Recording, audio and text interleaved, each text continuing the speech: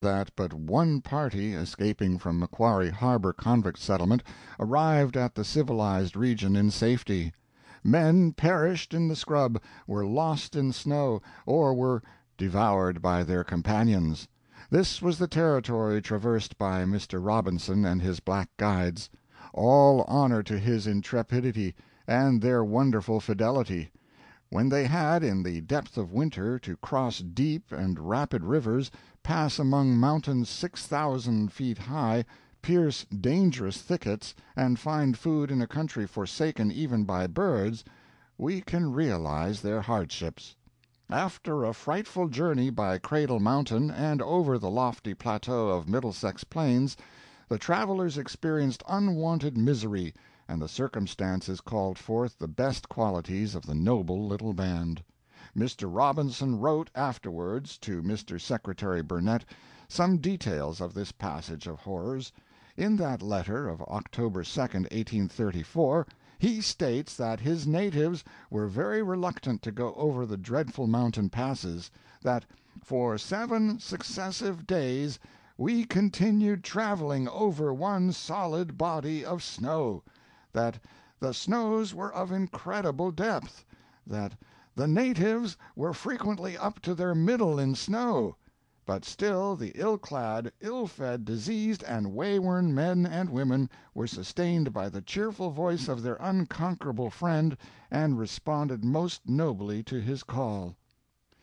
Mr. Bonwick says that Robinson's friendly capture of the Big River tribe, remember, it was a whole tribe, was by far the grandest feature of the war and the crowning glory of his efforts. The word "war" was not well chosen, and is misleading. There was war still, but only the blacks were conducting it, the whites were holding off until Robinson could give his scheme a fair trial.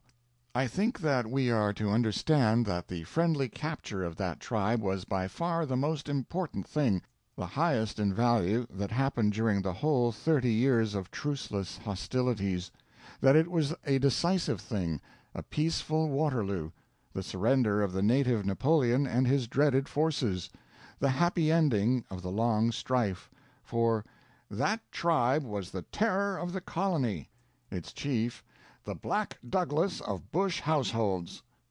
Robinson knew that these formidable people were lurking somewhere, in some remote corner of the hideous regions just described, and he and his unarmed little party started on a tedious and perilous hunt for them. At last, there under the shadows of the Frenchman's Cap, whose grim cone rose 5,000 feet in the uninhabited western interior, they were found.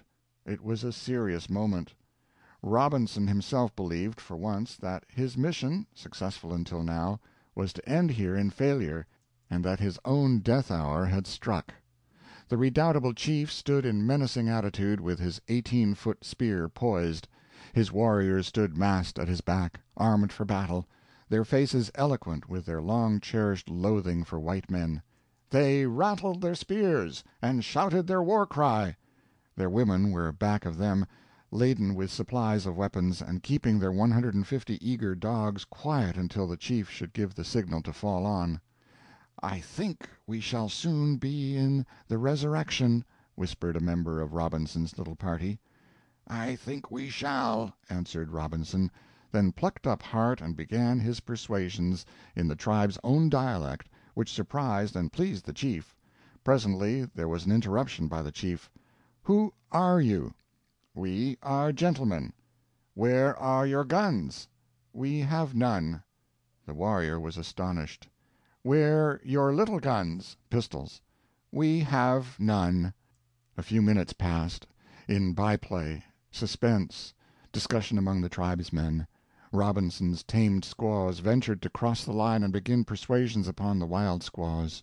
Then the chief stepped back, "to confer with the old women, the real arbiters of savage war." Mr. Bonwick continues: "As the fallen gladiator in the arena looks for the signal of life or death from the president of the amphitheater, so waited our friends in anxious suspense while the conference continued. In a few minutes, before a word was uttered, the women of the tribe threw up their arms 3 times. This was the inviolable sign of peace. down fell the spears. Forward, with a heavy sigh of relief and upward glance of gratitude, came the friends of peace. The impulsive natives rushed forth with tears and cries, as each saw in the other's ranks a loved one of the past. It was a jubilee of joy. A festival followed, and while tears flowed at the recital of woe, a corroboree of pleasant laughter closed the eventful day. In 4 years, without the spilling of a drop of blood, Robinson brought them all in, willing captives, and delivered them to the white governor, and ended the war which powder and bullets, and thousands of men to use them, had prosecuted without result since 1804. Marsyas charming the wild beasts with his music, that is fable, but the miracle wrought by Robinson is fact. It is history, and authentic, and surely there is nothing greater, nothing more reverence-compelling in the history of any country, ancient or modern. And in memory of the greatest man Australasia ever developed, or ever will develop, there is a stately monument to George Augustus Robinson, the conciliator, no, it is to another man. I forget his name. However, Robinson's own generation honored him, and in manifesting it, honored themselves. The government gave him a money reward and 1,000 acres of land, and the people held mass meetings and praised him and emphasized their praise with a large subscription of money. A good dramatic situation, but the curtain fell on another. When this desperate tribe was thus captured, there was much surprise to find that the £30,000 of a little earlier day had been spent, and the whole population of the colony placed under arms, in contention with an opposing force of 16 men with wooden spears. Yet such was the fact. The celebrated Big River tribe, that had been raised by European fears to a host, consisted of 16 men, 9 women, and 1 child. With a knowledge of the mischief done by these few, their wonderful marches, and their widespread aggressions, their enemies cannot deny to them the attributes of courage and military tact. A Wallace might harass a large army with a small and determined band, but the contending parties were at least equal in arms and civilization. The Zulus who fought us in Africa, the Maoris in New Zealand, the Arabs in the Sudan, were far better provided with weapons, more advanced in the science of war, and considerably more numerous than the naked Tasmanians. Governor Arthur rightly termed them a noble race. These were indeed wonderful people, the natives. They ought not to have been wasted. They should have been crossed with the whites. It would have improved the whites and done the natives no harm. But the natives were wasted, poor, heroic wild creatures. They were gathered together in little settlements on neighboring islands, and paternally cared for by the government, and instructed in religion, and deprived of tobacco, because the superintendent of the Sunday school was not a smoker, and so considered smoking immoral.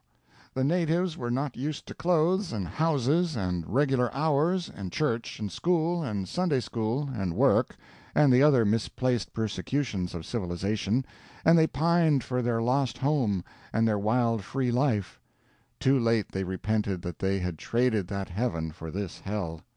They sat homesick on their alien crags, and day by day gazed out through their tears over the sea, with unappeasable longing toward the hazy bulk which was the specter of what had been their paradise. One by one their hearts broke, and they died.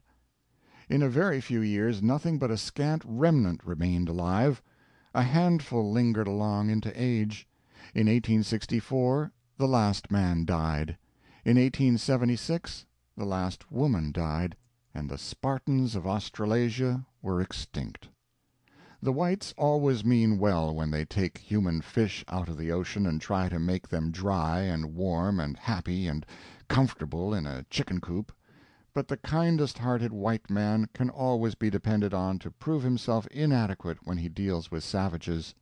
He cannot turn the situation around and imagine how he would like it to have a well-meaning savage transfer him from his house and his church and his clothes and his books and his choice food to a hideous wilderness of sand and rocks and snow, and ice and sleet and storm and blister.